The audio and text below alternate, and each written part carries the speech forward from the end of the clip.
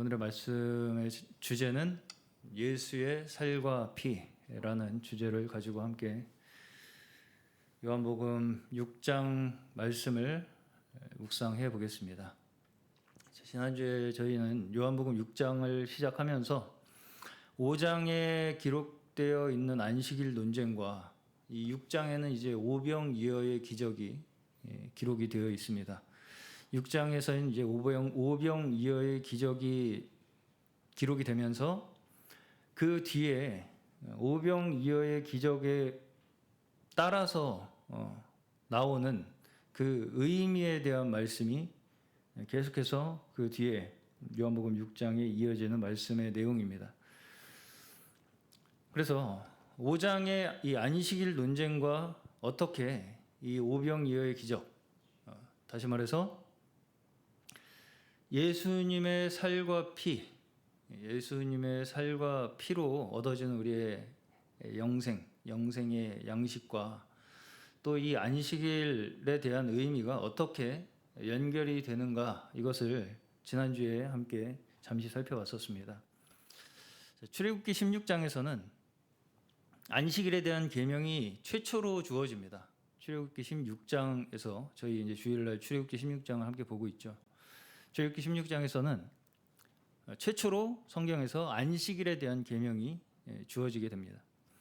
자, 근데 이제 이 계명이 주어지는 시점을 우리가 보게 되면 하나님께서 이스라엘을 이집트로부터 이끌어내셔서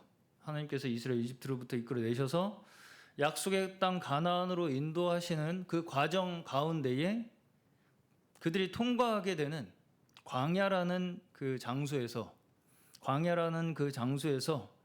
이 안식일에 대한 계명이 최초로 주어진다는 것을 우리가 볼 수 있습니다.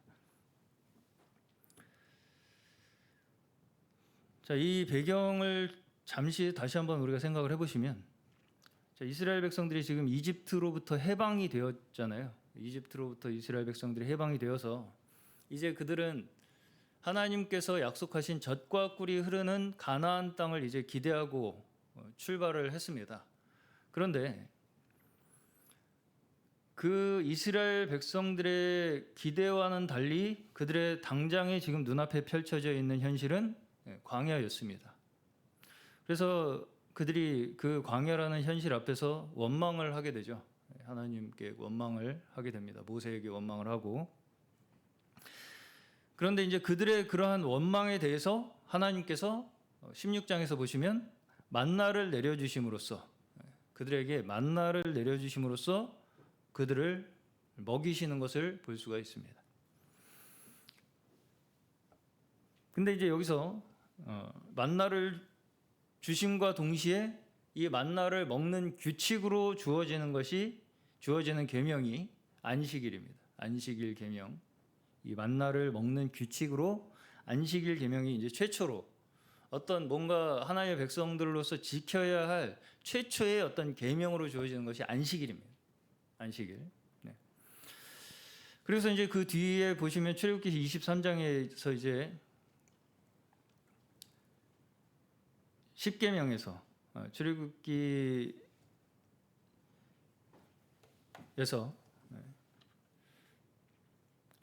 10계명에서 안식일 계명이 또 나오죠.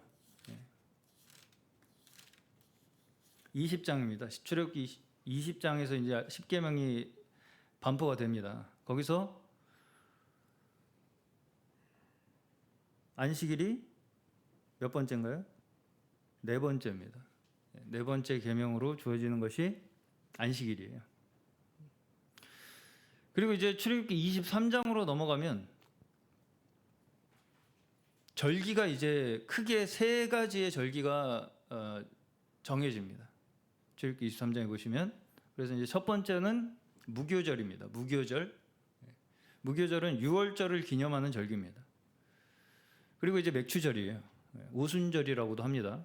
그래서 맥추절은 첫 열매를 거둔 것에 대한 감사함을 기념하는 날이 절기가 맥추절입니다. 그리고 이제 수장절이에요. 수장절. 지금으로 우리가 말한다면 추수감사절과 같은 의미가 수장절입니다. 그래서 1년 동안 우리에게 은혜로 주신 모든 우리의 수확물들에 대한 감사를 기념하는 날이 수장절이에요.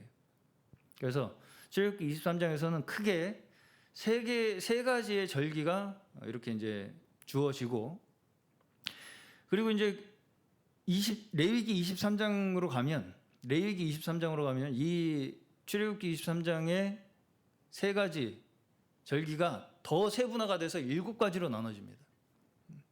그래서 유월절, 무교절, 초실절, 맥추절, 나팔절, 속죄일, 초막절, 이렇게 레위기에서 이제 출애굽기의 그 세 가지 절기,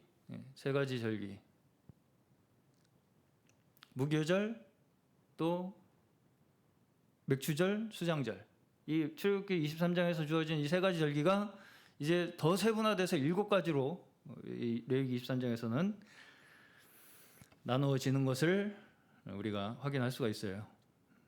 자, 근데 한번 레위기 23장 잠시만 한번 펼쳐서 살펴보겠습니다. 여기서 한 가지 반복되는 규칙이 있어요. 레위기 23장에서 이제 이 세분화된 7가지 7대 절기라고 합니다. 유대인의 7대 절기. 이 7대 절기에서 계속해서 한 가지 반복되는 규칙이 하나가 있는데, 자, 레위기 23장 7절 보시면요. 그 첫날에는 너희가 성회로 모이고 아무 노동도 하지 말지며 너희는 이레 동안 여호와께 화제를 드릴 것이요 7째 날에도 성회로 모이고 아무 노동도 하지 말지니라. 21절 보시면요. 이날에 너희는 너희 중에 성회를 공포하고 어떤 노동도 하지 말지니 이는 너희가 그 거주하는 각처에서 대대로 지킬 영원한 규례니라. 25절 어떤 노동도 하지 말고 여호와께 화제를 드릴지니라.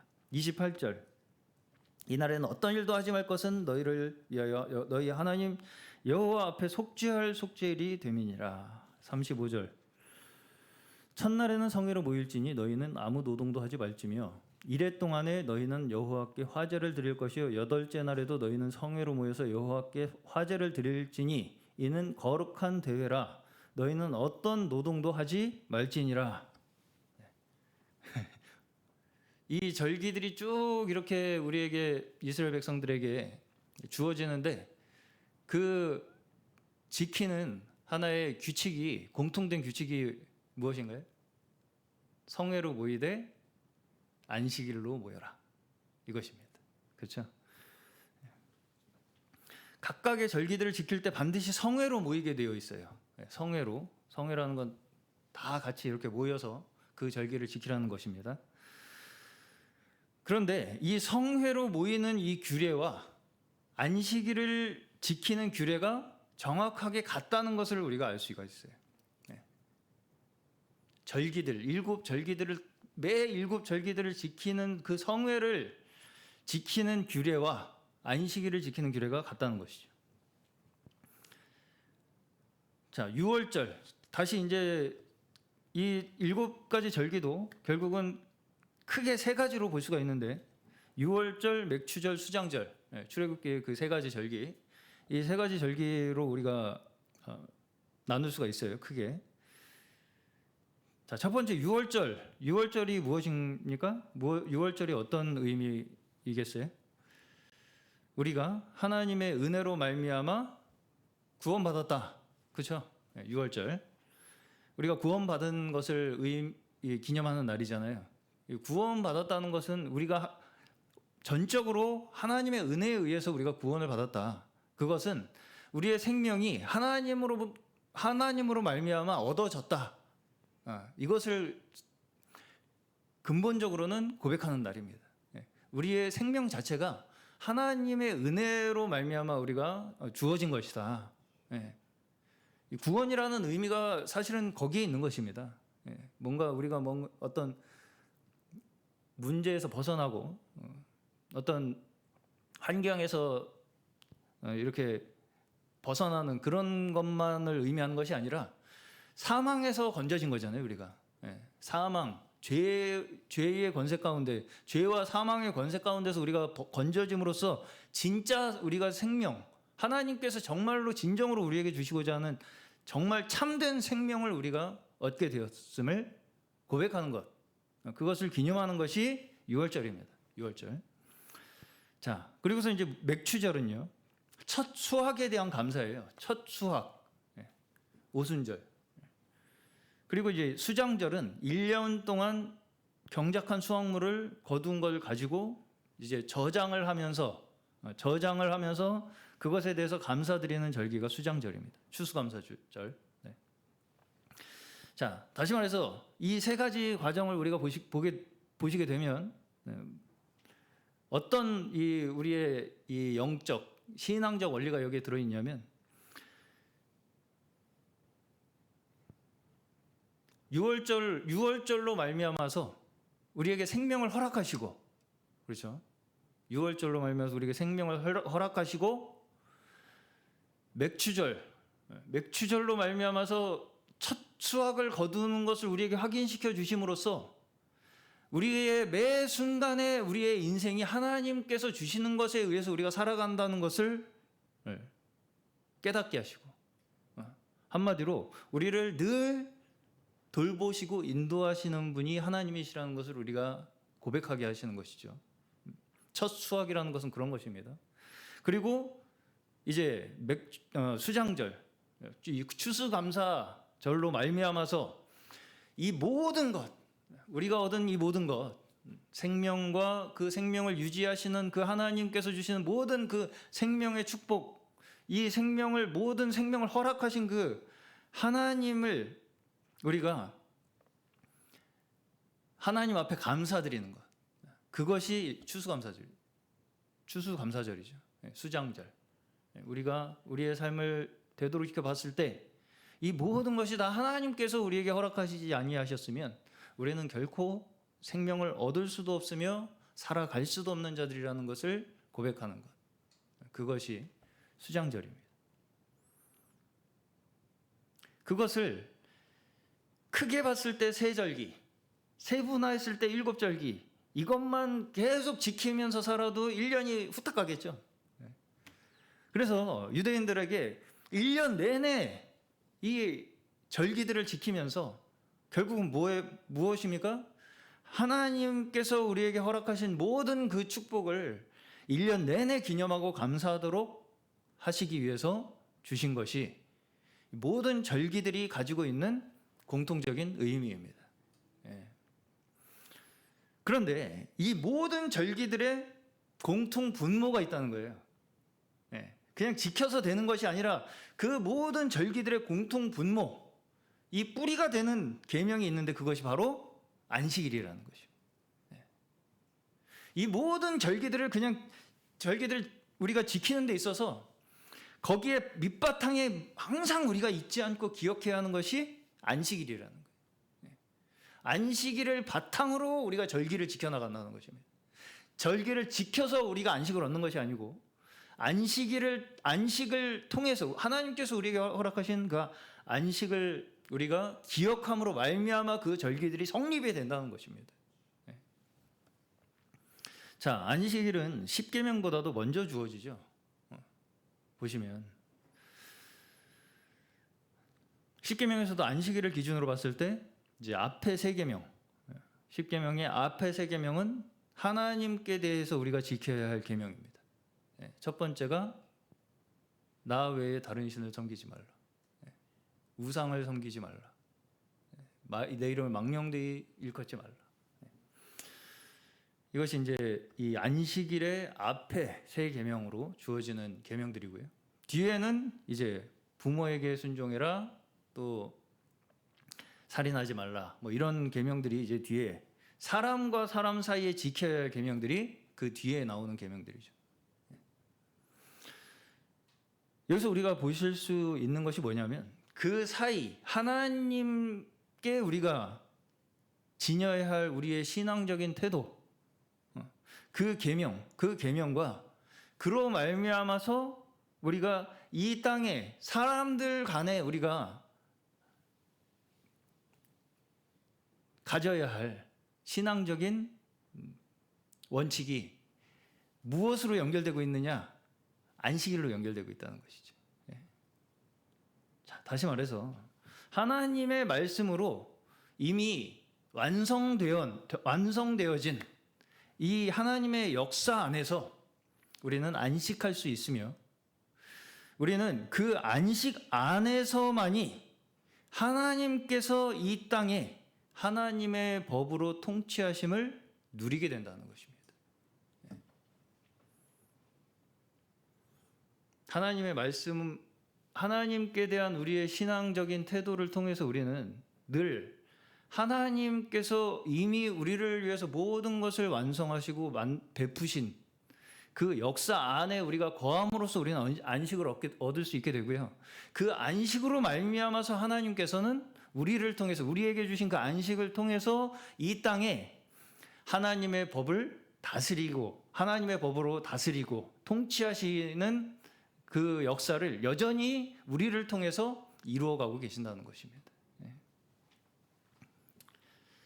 구약에서도 이스라엘 백성들에게 하나님께서 자기 자신, 너희들이 어떤 사람들이냐, 너희와 나의 관계가 무엇이냐, 이것을 상기시키실 때 반복적으로 나오는 말씀이 있는데, 그것이 무엇이냐면, 내가 너희를 종되었던 애굽에서 인도해낸 여호와니라. 이것이 반복적으로 나옵니다. 나중에 뒤에 이스라엘이 불순종해서 그 이방 나라에게 징계를 받을 것이라고 하는 이 선지자들의 예언에서도 이 이야기가 계속해서 나옵니다. 아주 먼 얘기잖아요. 그때 이 이스라엘이 불순종해서 징계받는, 바벨론에 의해서 징계받고, 이때는 아주 뒷얘기인데도 그 얘기를 다시 꺼냅니다. 너희를 종되었던 그 애굽에서 인도해낸 여호와가 바로 나다. 너희와 나의 관계는 거기에 있다. 이것을 계속해서 다시 상기시키는 거예요, 그들에게. 너희가 누군지를 기억해라.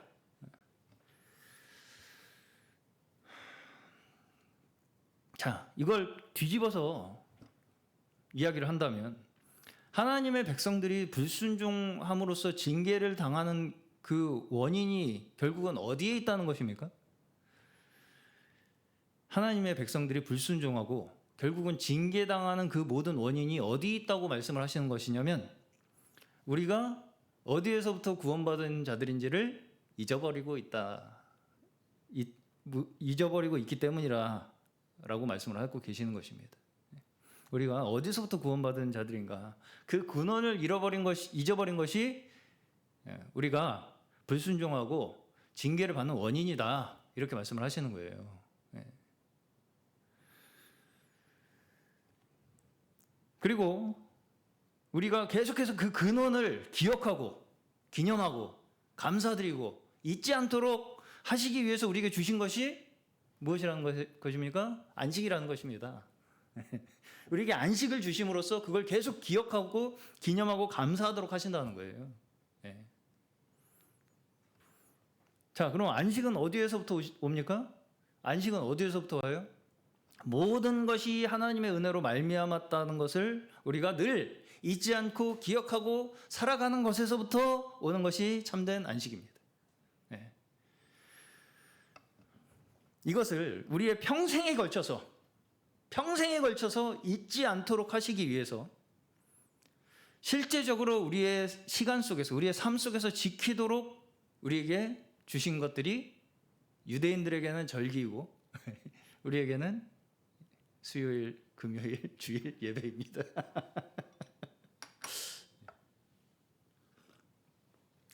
그래서 이러한 모임들도 마찬가지입니다. 그렇죠? 이게 어떤 우리에게 의무나 어떤 책임이나, 물론 의무나 책임이 주어지는 것은 사실이지만, 그것이 하나님께서 우리에게 이미 베푸신 은혜와 그 안식으로 말미암아 우리가 기꺼이 드려지는 책임과 의무이지, 이것이 우리에게 어떤 하나의 조건으로 주어지는 것이 아니라는 것입니다. 결국은 다 이게 우리를 위한 것이지, 우리가 여기서 뭔가 하나님을 위해서 뭔가를 해다 갖다 바치는 자리가 아니라는 것이죠.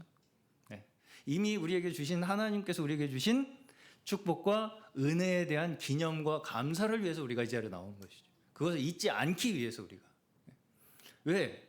그것을 잊어버리면 패가 망신하니까. 그렇죠.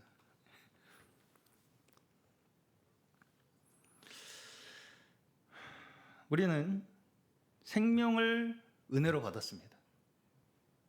또 우리의 전 인생을 은혜로 받았어요. 그렇죠? 네. 또 구원을 은혜로 받았습니다. 구원을 은혜로 받았어요. 그리고 영생의 축복을 은혜로 받았습니다. 네. 어느 것 하나 우리가 은혜가 아닌 것이 없습니다. 내 힘으로 받은 것이 없어요. 네. 다 하나님의 은혜로 받은 것이죠. 네. 그럼에도 불구하고 인간은 어느 순간부터 어떻게 되냐면 마치 내가 내 스스로의 노력이나 내 의지로 무엇인가를 얻어낸 것처럼 생각하기 시작했다는 거예요. 자, 우리가 하나님을 믿는다라고 할 때 가장 우리가 받아들이기 어려운 것이 사실은 뭐냐면요. 하나님을 믿는다고 생각할 때 가장 우리가 받아들이기 어려운 것이 뭐냐면 하나님 앞에서 내가 가진 힘과 내가 가진 능력이나 내 실력 같은 것들이 하나님을 이루는데 하등의 쓸모가 없다는 것을 받아들이기가 어렵습니다. 자, 물론 하나님께서 우리에게 주신 각자의 은사를 통해서 하나님께서 하나님의 일을 이루어 나가시는 것은 사실입니다. 그것은 사실이에요. 그럼에도 불구하고 그러나 그것이 내 힘과 내 능력이 하나님의 일을 성공시킬 수 있는 조건이 된다는 말은 아닙니다. 내 힘과 내 능력이 하나님의 일을 성공시키는 조건이 된다는 말은 아니에요. 하나님께서 일을 하시기 위해서 우리에게 은사를 주신 것이지 우리를 통해서 내가 가진 것으로 내가 뭔가를 하나님 앞에 만들어 드려야 하나님께서 비로소 일을 성공시키실 수 있다라는 의미가 아니라는 것입니다. 다시 말해서 내가 협조하지 않으면 하나님도 별 수 없다. 아주 교만한 말이죠, 사실. 그래서 내가 도와드려야 된다, 하나님을. 하나님께서 일을 뭔가 하시려면 내가 도와드려야 돼, 내가. 그래서 내가 뭔가 성과를 내지 않으면 하나님도 실패하신다. 하나님도 일을 못 하신다. 내가 성과를 내지 않으면. 그래서 내가 성과를 낸 만큼 하나님이 일을 하신다. 이런 생각이 모두 여전히 하나님의 은혜를 은혜로 받아들이지 못하고 끝까지 내 자존심을 지키고 싶어 하는 인간의 죄된 본성에서 나오는 것들입니다. 하나님의 자녀는요, 우리가 하나님의 자녀라는 것을 우리가 스스로 확인하는 것은요, 내 존재 자체로부터 내 생명과 내 힘과 내 능력이 하나님으로부터 주어졌다는 것을 믿는 그 믿음 안에서 사는 그 자체가 우리가 하나님의 자녀라는 증거가 되는 것이지. 그렇죠? 자녀라는 것이 열심히 내가 자녀가 되기 위해서 노력을 해서 자녀가 되는 것이 아니라는 것이죠. 자, 물론 우리가 열심을 내야 하고 최선을 다해야 합니다.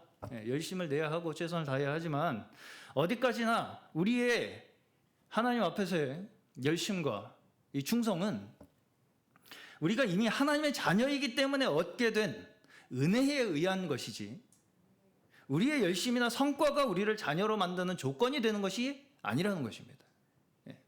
우리의 열심이나 우리의 성과가 이거 보니까 너 내가 자녀로 삼아줄만 하겠네 라고 그런 식으로 하나님께서 우리를 자녀로 삼으시는 것이 아니고요. 이미 우리를 자녀로 삼으신 그 은혜가 우리를 그렇게 하나님 앞에서 충성과 열심과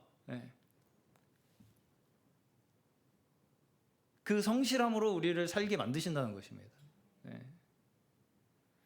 하나님께서는 철저하게 이 순서를 하나님의 백성들에게, 하나님의 자녀들에게 기억하도록 하십니다. 이 순서를 바꾸지 마라. 어떤 순서요? 내가 너희를 자녀 삼았기 때문에 너희가 자녀로서 살아갈 수 있는 것이지 너희의 힘으로 너희가 자녀가 될 수 있는 것이 아니다. 너희의 힘으로 너희가 내 일을, 내가 하는 일을 너희가 너희의 힘으로 스스로 이루어낼 수 있는 것이 아니다. 이것을 반드시 철저하게 이 순서를 우리에게 계속해서 구약에서부터 기억하도록 하시는 것입니다. 그래서 이제 요한복음 다시 이제 5장을 잠깐 또 살펴보시면 39절 5장 39절 40절을 보시면요.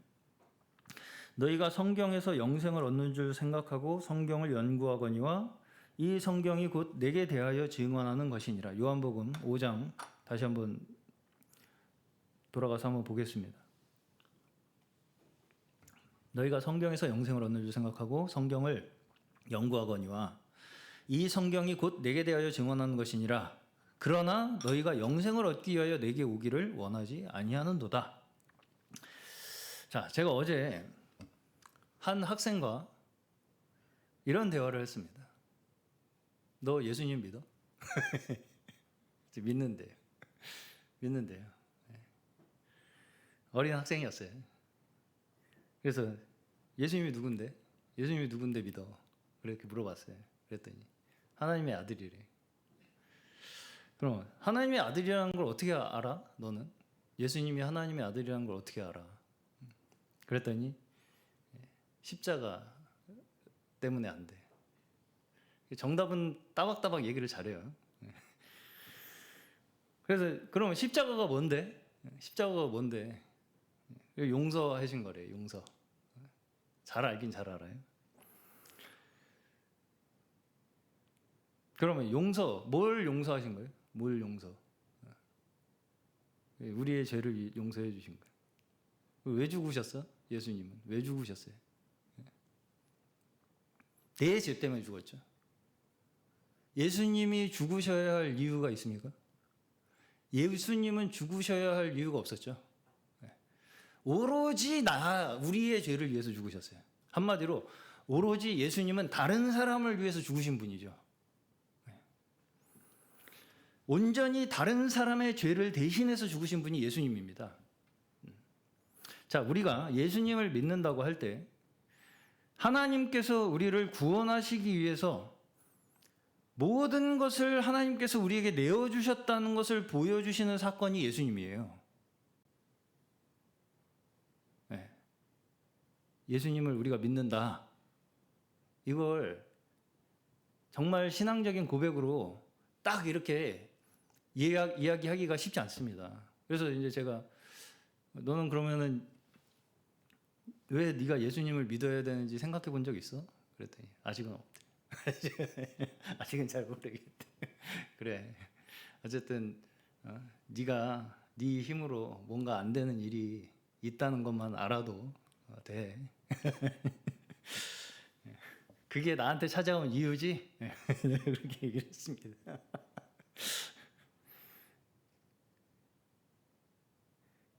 그렇죠? 우리가 예수님을 믿는다고 할 때요. 예수님을 믿는다는 것은 예수님이 누구예요? 하나님께서 우리를 구원하시기 위해서 자신의 모든 것을 내어주신 그 증거가 예수님입니다. 그 사건이 우리에게 그걸 증거로 나타내 보여주신 사건이 예수 그리스도예요.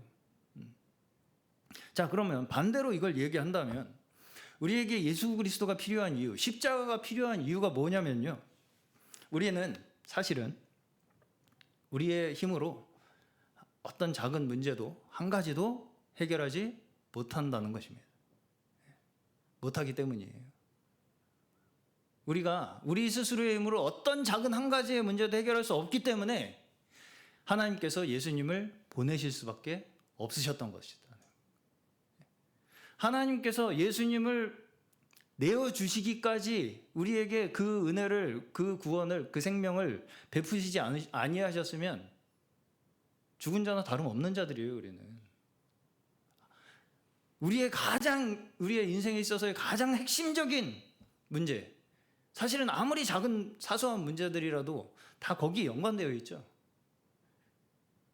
그렇기 때문에 우리는 어떤 작은 문제도 사실은 우리의 힘으로 해결할 수 없는 자들이라는 그 이유 때문에 예수님께서 오신 거예요. 그걸 인정해야 됩니다. 자, 예수를 믿느냐? 예수께서 십자가에 죽으셨다는 것을 믿느냐? 이 이야기에, 이 믿음에 있어서요. 반드시 거기에 전제되어야 할 것이 뭐냐면요. 사실은 나라는 존재는 완전히 실패하고 무능하고 절망밖에 남지 않은 존재라는 것이 나에게 내 존재라는 그 인정, 그것이 전제되어 있는 것입니다.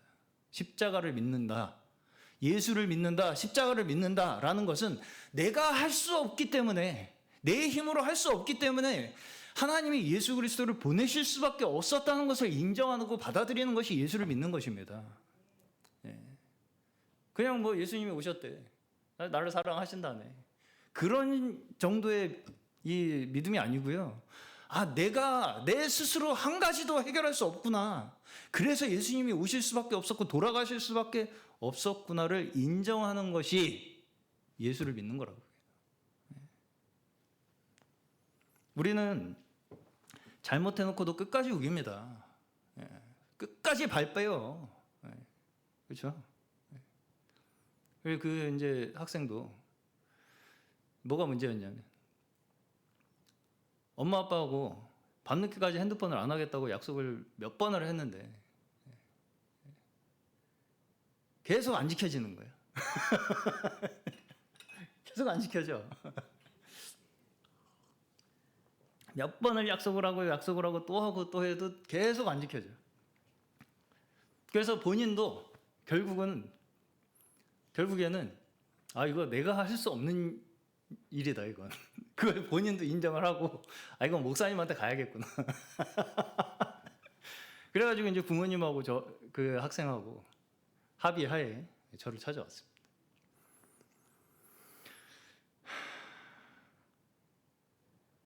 근데 이제 찾아와 놓고서도 이게 끝까지 뭐가 있어요? 나는 그렇게까지 잘못한 것 같지는 않은데 이게 끝까지 남습니다. 사람은 절대로 그렇게 호락호락하지 않습니다.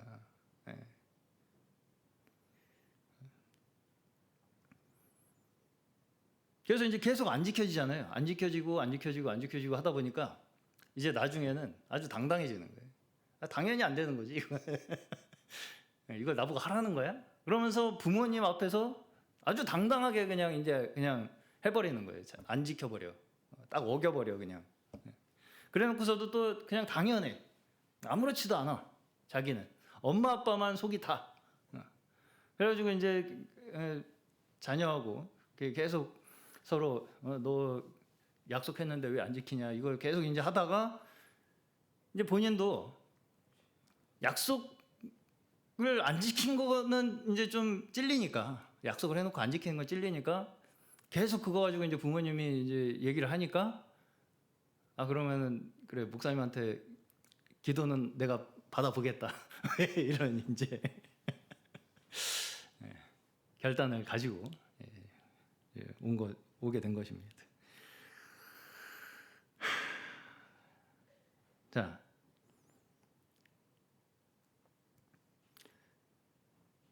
계속 약속을 어기다가 보면 나중에는 그게 뭐 대수야?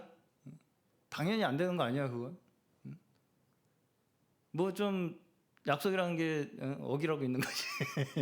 그거는 자기 잘못 인정하는 겁니까? 안 하는 겁니까? 안 하는 거죠. 안 하는 겁니다. 그렇죠? 끝까지 한번 가보겠다는 거죠. 내가 하고 싶은 대로 끝까지 한번 가보겠다는 것입니다. 밀어붙여 보겠다는 거예요.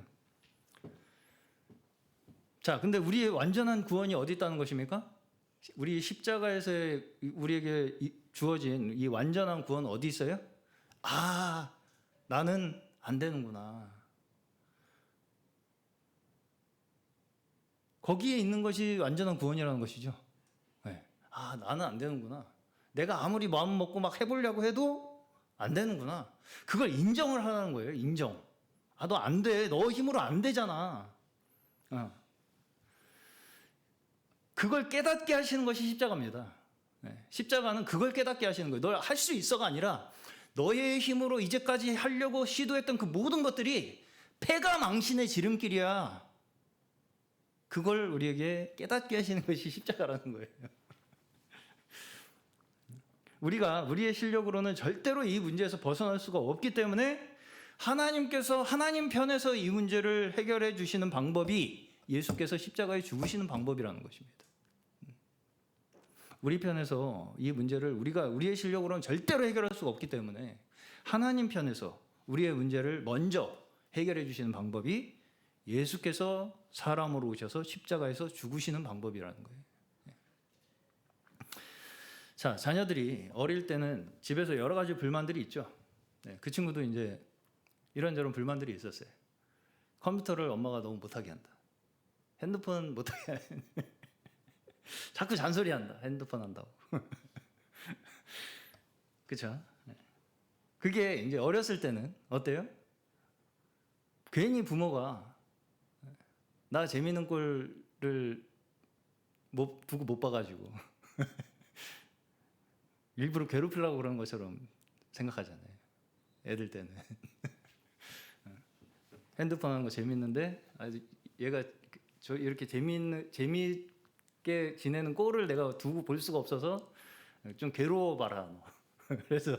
그래서 잔소리를 들리는 거 아니겠습니까?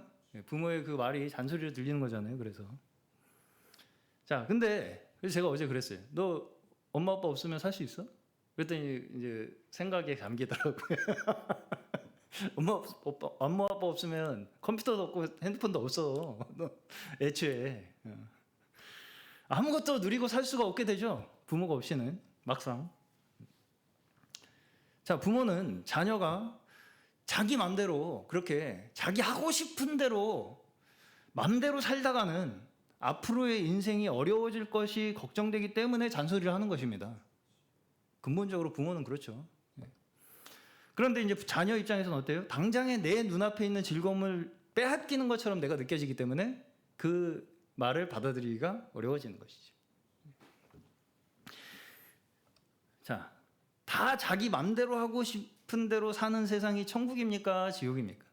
다 너나 나나 다 각자 하고 싶은 대로 살아. 지 하고 싶은 대로 맘대로 살아. 천국입니까? 지옥입니까? 제가 그것도 물어봤어요, 어제. 지옥이야, 천국이야? 지옥이래. 잘 알아, 다. 근데 자기 맘대로 하고 싶으니까 어때요? 부모의 말이 잔소리로 들리죠. 내 맘대로 하고 싶으니까. 그러니까 어떻게 됐으면 좋겠어요? 잔소리가 없어졌으면 좋겠죠? 이거 굉장히 심각한 얘기입니다. 여기서부터는 심각하게 흘러가요. 그 잔소리가 없었으면 하는 그게 결국은 어떻게 된다는 거예요? 죽이고 싶어진다는 것입니다. 예. 부모를 죽이고 그 하나님을 죽이는 거예요. 그래서 우리가 내 맘대로 하고 싶은데 못하게 하잖아요. 자꾸 잔소리 하잖아요. 하나님이.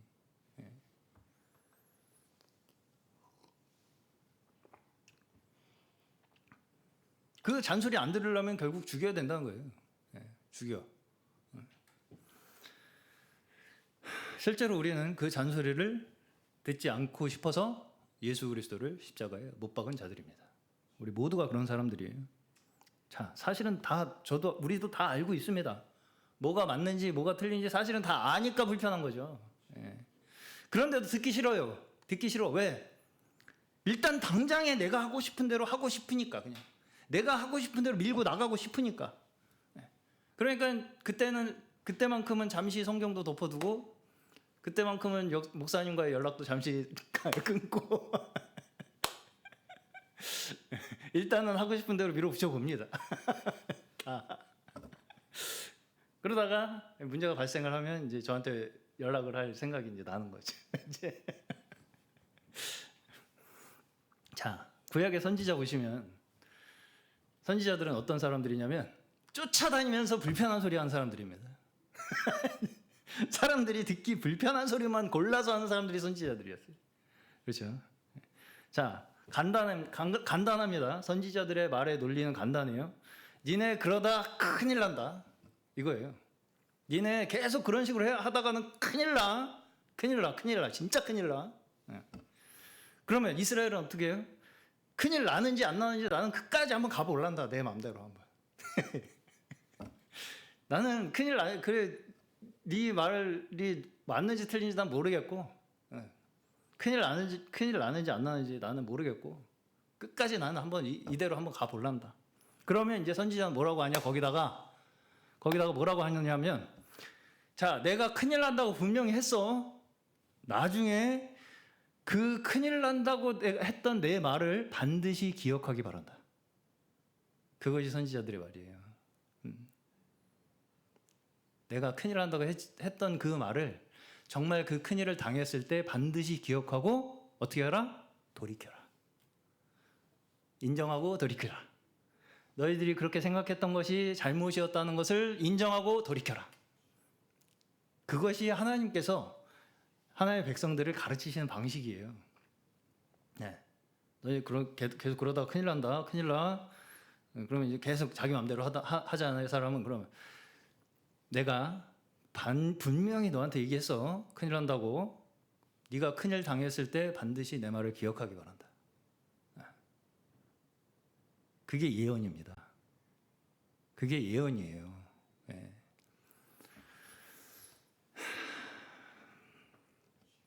그리고 이제 결국 선지자들은 거의 어떻게 됩니까? 그들에 의해서 죽죠. 그들에 의해서 죽습니다. 불편한 소리 자꾸 하다가 결국은 돌마다 죽어요, 다.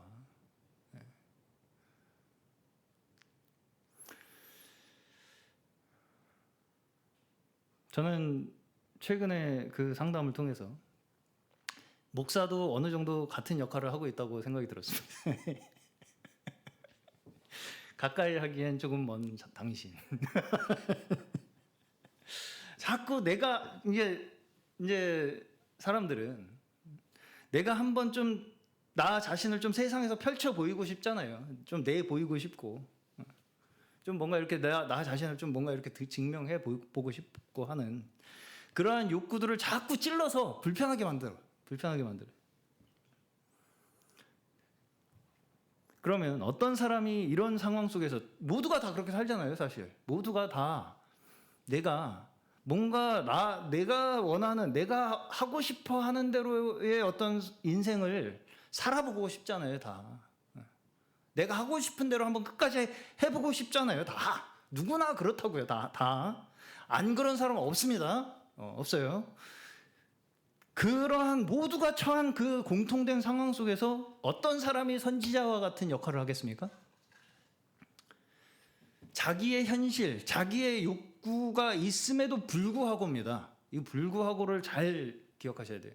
자기의 의도와 자기의 욕구가 있음에도 불구하고 최대한 그것을 배제한 상태로 하나님의 법칙을 그대로 전달해 줄 수 있는 사람이 선지자입니다. 그러기 위해서는 자기 자신에 대해서 어떻게 돼야 돼요? 일단 먼저 좌절을 해야죠. 내가 생각한 대로 하면 패가 망신이구나. 그걸 먼저 겪은 사람들입니다, 사실. 모세도 그렇잖아요. 내가 원하던 대로, 내가 바라던 대로, 내 욕구와 내 의도대로 막 그렇게 하다 보면 결국은 패가 망신이구나. 이걸 먼저 안 사람들이 선지자들이에요, 사실은. 그러다 보니까 내가 그렇게 생각하고 내 의도와 욕구가 내 마음속에 있음에도 불구하고 그것을 최대한 배제하고 하나님의 법칙을 그대로 사람들에게 전달해 줄 수 있는 그런 사람이 선지자죠. 자, 이 말이 이러한 선지자들이 그 사람은 의도와 어떤 자기만의 욕구가 없다는 말이 아닙니다. 아니에요. 나는 그런 사람 아니야. 그 말은 하나마나한 얘기입니다, 사실은. 그렇죠? 나 그런 사람 아니라는 말은 하나마나한 얘기잖아요, 사실. 자신을 위한 의도와 자신을 위한 욕구가 없는 사람은 없습니다, 이 세상에. 그런 환상은 버리시기 바랍니다. 예수님조차 겟세마네에서 어떻게 기도하십니까? 이 죽음을 가능하면 좀 지나가게 해주십시오. 그러나 나의 원대로 마옵시고 아버지의 원대로 하시옵소서. 이것이 순종이고 믿음이라는 거예요. 그러니까 내 욕구와 내 의지가 완전히 나는 없어. 그렇게 혼자 막 상상을 하고 혼자 막 이렇게 확신을 해. 그렇게 해서 내가 믿음을 가지고 순종이 되는 것이 아니고요. 여전히 나한테 다 남아있다고요. 나만을 위한 의도와 나만을 위한 욕구들이 내 마음속에, 내 육체 속에 이미 여전히 계속해서 남아있는 그 상황 속에서 어떤 면에서는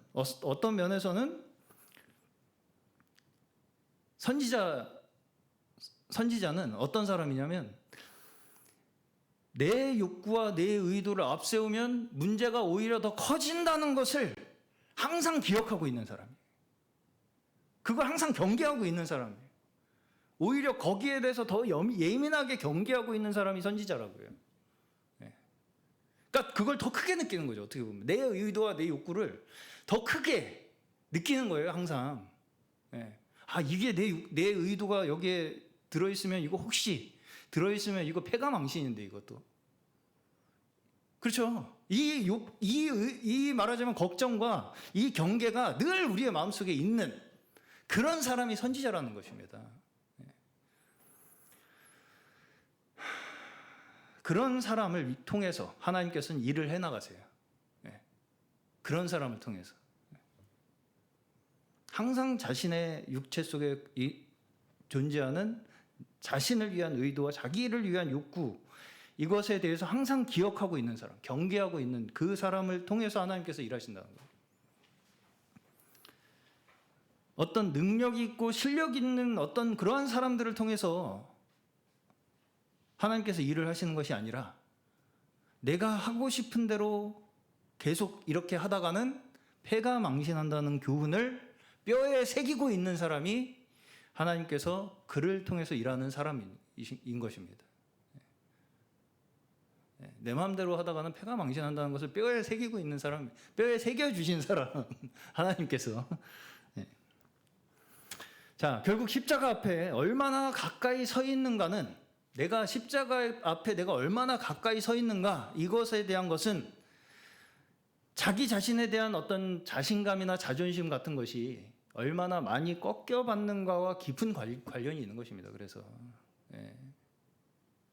나는 남들이 못 해본 특별한 영적인 경험을 하고 특별한 지식을 가지고 특별하게 남한 음성을 들어서 그래서 내가 하나님의 종이다. 이것은 하나님의 종이라는 신분을 자기의 영광으로 삼는 말입니다. 잘 기억하시기 바랍니다. 이런 말로 많은 사람들이 미혹을 하기 때문에요. 자신만의 특별한 영적인 경험이나 지식이나 뭔가 나만 음성을 들었다거나 뭔가 나만 계시를 받았다거나 하는 것으로 그래서 내가 하나님의 종이라는 것을 자꾸 이렇게 드러내려고 하는 것은 자기 영광을 위해서 하나님의 종이라는 그 자격을, 신분을 사용하려고 하는 것이라고요. 하나님의 종이라는 것은 그런 식으로 증명되는 것이 아니고요. 실제 그의 삶에서 얼마나 내 자존심이나 내가 스스로 내 영광을 얻기 위해서, 내 스스로의 영광을 얻기 위해서 내 욕구나 내 의도를 가지고 살아가고 있는가, 이것보다 거기에 중점을 두기보다 정말 그 사람이 하나님의 말씀에 의해서 자기와 세상을 정말로 객관적으로 바라보고 있느냐, 거기에서 나타나는 것이죠. 거기에 뭔가 내가 원하는, 이루고자 하는 뭔가를 거기다 꽁꽁 숨겨놓고서 마치 그것이 하나님을 위한 것인 양 그렇게 포장하는 사람들이 너무나 많다는 것입니다. 그러나 결국은 자신에게 그것이 이득이 돌아오지 않게 되는 상황이 됐을 때 그런 사람들은 모두가 다 등을 돌려버린다는 것이. 하나님께서는 어떤 사람들을 전도자로 사용을 하시냐면요, 그 복음이, 그 전도가, 그 내가 전하는 말이 나에게 이득으로 돌아오지 않는다는 것을 분명하게 아는데도 불구하고 부득불 그 말을 할 수밖에 없는 전도에 미련한 것으로 하나님께서는 사람들을 구원하신다는 거예요. 그 말을 함으로써 내가 뭔가 조금이라도 거기서 영광을 얻기 원하는 어떤 그러한 것들은 다 내 의도와 내 욕구가 거기 들어있는 거예요. 전도에 미련한 것은요, 예수께서 십자가에 못 박혀 돌아가셨듯이 우리 또한 그 길을 함께 같이 가는 것이 전도에 미련한 것입니다. 누구도 이 세상 어떤 사람도 인간적인 관점으로는 안 가고 싶어하는 그 길, 그렇죠? 그 과정에서 필연적으로 우리는 십자가를 매일 경험하게 된다는 것입니다. 그렇겠죠? 예수 죽음을 몸에 짊어지고 산다. 사도 바울이 그렇게 고백을 하죠. 예수 죽임을 몸에 짊어지고 산다. 이 사도 바울의 고백은 반대로 얘기하면요, 여전히 사도 바울조차 지금 자기의 육신 속에 펄펄 살아 날뛰고 있어요. 뭐가요? 내 영광을 위한 욕구. 여기서 조금이라도 내가 내 영광을 위해서 뭔가 하고자 하는 그 욕구가 펄펄 살아 날뛰고 있는 그 내 자아와의 싸움이 평생에 걸쳐서 이어지고 있다는 것을 의미하는 것입니다.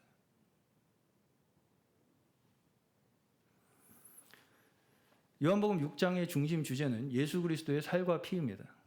예수 그리스도의 살과 피를 먹지 않는 자는 생명이 없다고 말씀하시죠. 자, 다시 말해서 우리가 생명을 얻기 위해서는 반드시 예수께서 죽으셔야 된다는 것입니다. 그렇죠? 네. 죽음이 뒤따라야 우리에게 생명이 온다는 거예요. 예수 그리스도의 살이 찢어져야 돼. 피가 흘려져야 되고요. 네. 이것은 우리가 다른 사람들에게 생명을 나누기 위한 원칙에서도 마찬가지입니다. 여전히 복음은요, 우리 믿는 이들 어떤 존재들이에요? 예수 그리스도의 몸된 교회죠. 예수 그리스도의 몸된 교회죠. 이 예수 그리스도의 몸된 교회의 살과 피를 여전히 우리는 나눔으로써 복음이 전해지는 것입니다. 예수 그리스도의 몸된 교회라는 것이 이 땅에서의 어떤 영광이나 사람들 앞에서의 뭔가 이 찬사를 얻어내기 위한 어떤 그런 수단이나 방편이 되어서는 안 된다는 거예요. 그런 식으로 증명되는 것이 아니라는 것입니다. 자, 유대인들이 영생을 얻기 위해서 성경을 연구했는데도 정작 예수께 오기를 원하지 않았다는 이유가 무엇이겠습니까? 유대인들이 영생을 얻기 위해서 성경을 열심히 연구하는데 정작 예수님께는 오기를 원하지 않아. 왜 그렇겠어요? 살아서 펄펄 날뛰는 자기의 자아가 영광을 계속해서 구하기 때문이죠. 네. 그러니까 하나님께서 모든 것을 베푸셨다라고 하는 그 말이 듣기 싫은 겁니다. 한마디로. 네. 왜요? 나도 좀 할 게 있어야 될 거 아니에요. 나도 좀 할 게 있어야지. 나도 영광도 좀 받고, 나도 하나님의 영광, 하나님만 영광 혼자 다 받아? 나도 좀 해가지고, 나도 뭔가 거기다 공로를 쌓아가지고, 나도 자랑도 하고, 나도 좀 뭐가 내세울 게 있어야지. 나도 재미가 있지. 하는데. 그러니까 은혜라는 단어도 이제 듣기 싫은 거예요. 이제. 은혜라는 단어도 듣기 싫습니다. 이제. 전적인 은혜 이런 거 듣기 싫은 거예요. 이제.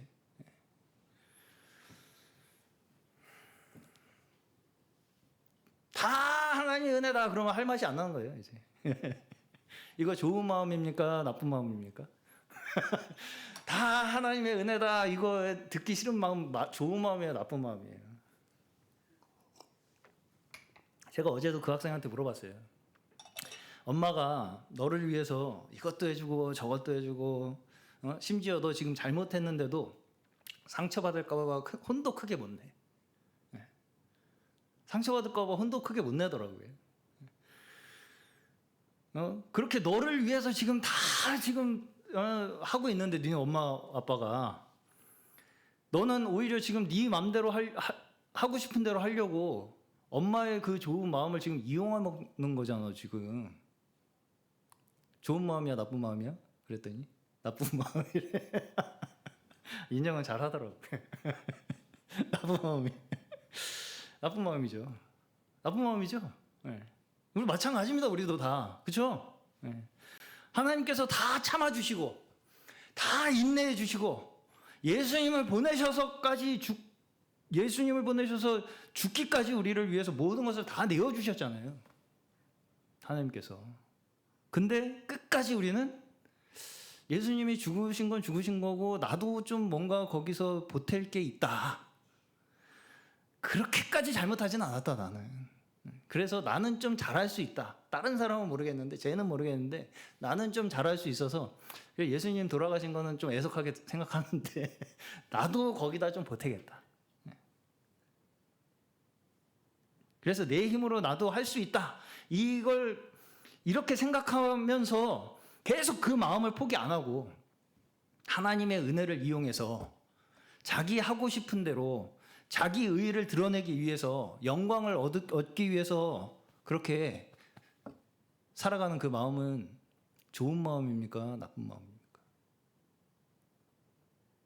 나쁜 마음이죠.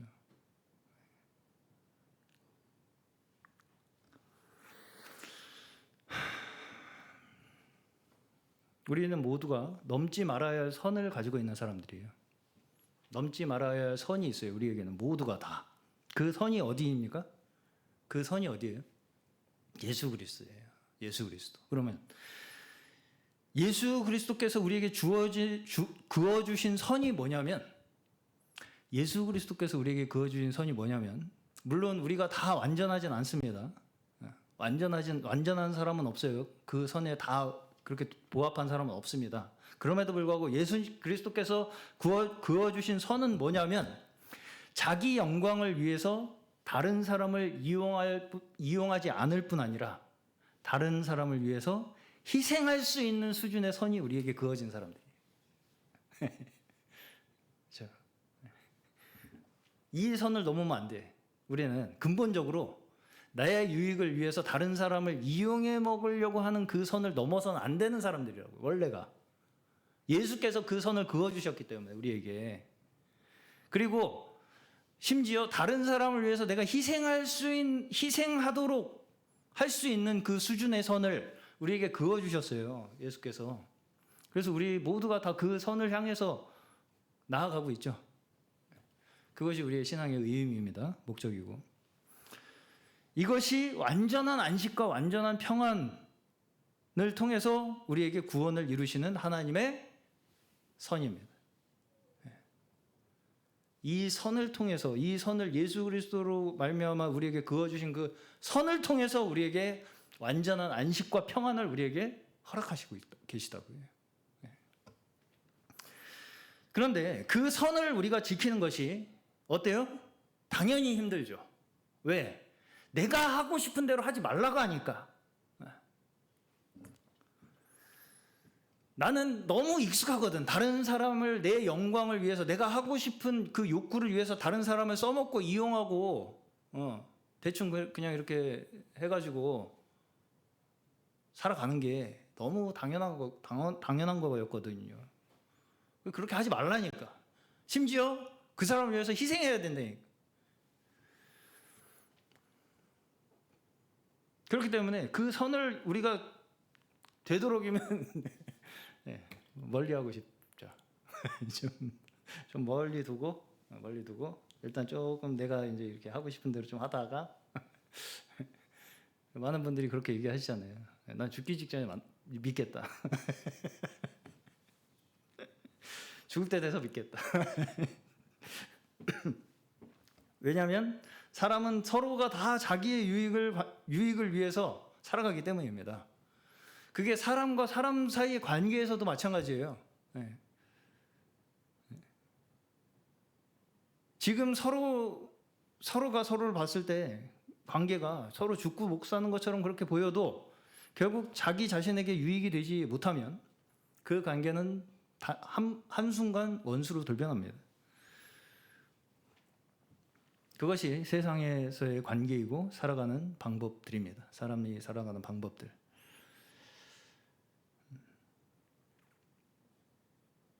우리가 그저 이 땅에서 뭔가 위안을 얻고 자꾸 뭔가 어떤 관계에서 뭔가 내가 충족을 얻고자 하는 그런 욕구, 이런 것들을 느끼기 위해서, 채우기 위해서 뭔가 어떤 사람하고 막 끈적끈적하고 막 살갑고 뭔가 꽁냥꽁냥하고 막 이런 관계를 자꾸 만들고 싶어 해.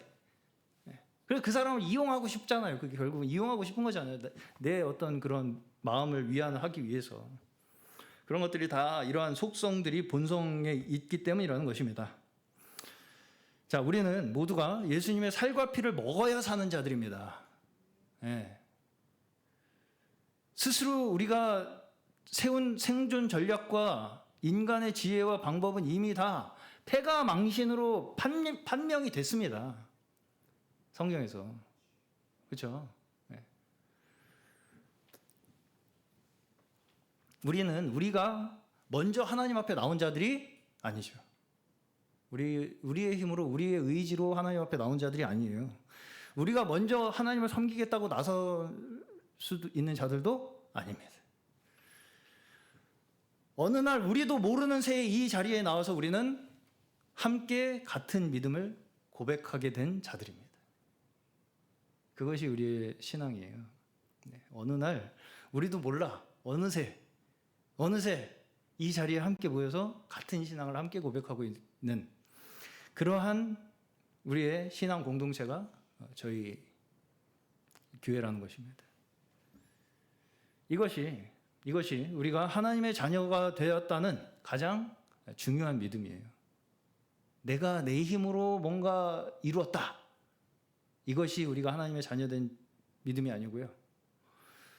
어느새 모르는 새 여기까지 와보니 하나님께서 우리를 같은 믿음 안에 묶어주셨네. 그것이 하나님의 자녀된 핵심적인 믿음입니다. 그리고 이러한 믿음만이 우리가 하나님 앞에 성실하고 충성된 자들로서 순종하도록 우리를 이끄시는 하나님의 은혜라는 것을 끝까지 잊지 않으시고 그 순종의 길을 함께 기쁨으로 걸어가시는 저희 모두 되시기를 축원합니다.